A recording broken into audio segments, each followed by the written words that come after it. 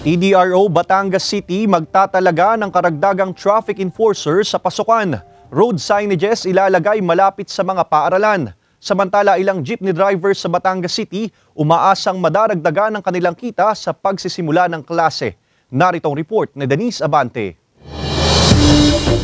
Halos 4 na taon na raw namamasada ng kanyang pampasaherong jeep ang 48 anyos na si Louie. Sa pamamasada niya kinukuha ang pangkain at pampaaral sa kanyang mga anak. Kaya ngayong matumal ang pasahero at kalaban pa umano ang mabigat na daloy ng trapiko, umaabot na lamang daw sa mahigit 500 piso ang kinikita niya kada araw na minsay hindi pa magkasya sa gastusin para sa pamilya. Talaga ma'am, nakakaranas kami hirap gawa ng pagka-traffic, lahat mainit. Talaga doble init ng makina, tapos ang pasahero ay madalang.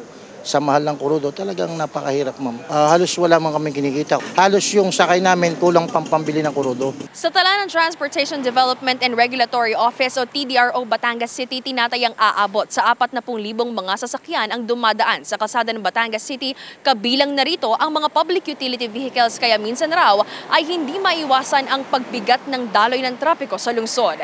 Kaya ang solusyon nila, mag-identify tayo ng mga lugar kung saan lang sila dapat magbaba at magsakay. Magkakaroon din tayo ng additional deployment sa mga traffic enforcers, lalo na ngayon mag-uumpisa ang klase. Nang sa ganon ay magabayan yung ating mga motorista at mag-asiste sa mga tumatawid natin na pedestrians at mga eskwela. Gaya ni Louie, umaasa rin ang ilan pang mga tsoper na madaragdagan din ang kikitain sa mga susunod na araw, lalo't magbabalik eskwela na. Tsaga-tsaga dahil wala ibang matrabaho, kailangan mo paluag para gumanda ang takbo ng hanap buhay.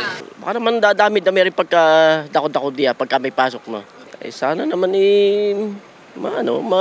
lumakas-lakas pat para namang umangat-angat na kaunti ang buhay. Tiniyak naman ng TDRO Batangas City na patuloy ang kanilang mahigpit na pagbabantay at pagpapatupad ng mga batas trapiko upang tuluyan ang mabawasan at masolusyonan ang problema sa mabigat na daloy ng trapiko sa lungsod na labis umanong nakakaapekto sa mga tsoper at motoristang dumaraan sa lungsod.